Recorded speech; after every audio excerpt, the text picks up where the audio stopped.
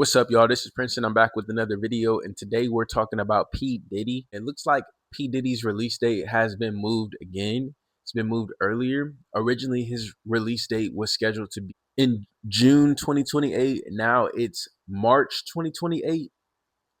I believe March or April 2028. And it's got people wondering what's going on.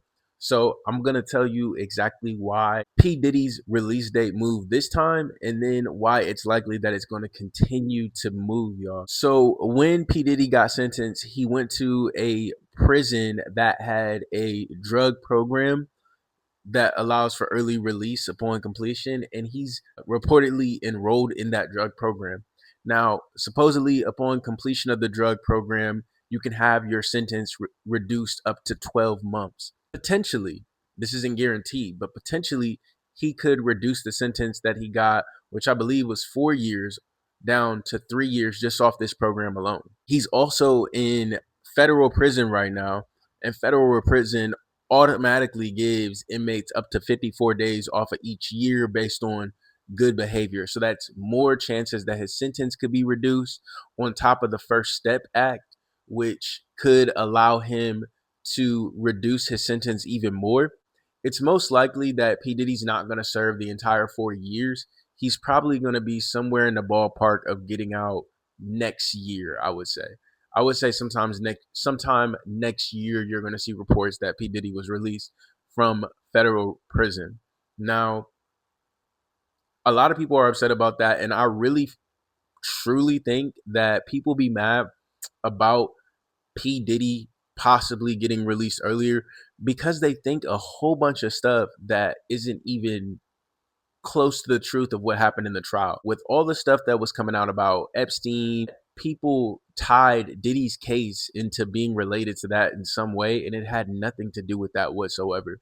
What the jury in his case found is that there was no RICO or racketeering charges. In other words, Diddy wasn't really running like a criminal enterprise. His business practice wasn't built off of criminal actions. That's what the jury found, that the prosecutors couldn't prove that.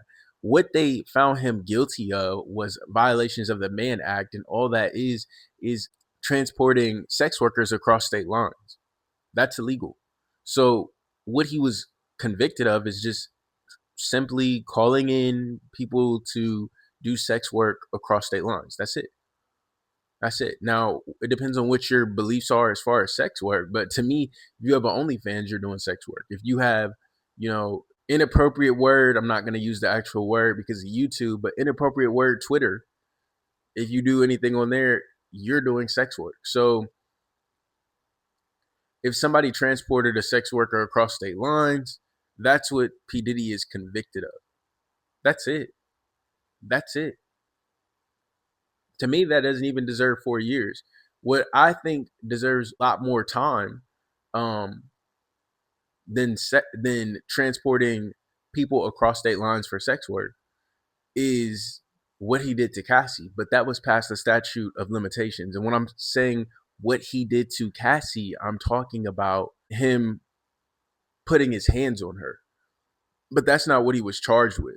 What I'm interested to see, and what I want to know your opinion on, is whether or not you think that when he gets out of jail, do you think that he'll be able to rebrand his image and continue his empire? Or do you think that he's like done? He won't be rebranding his image.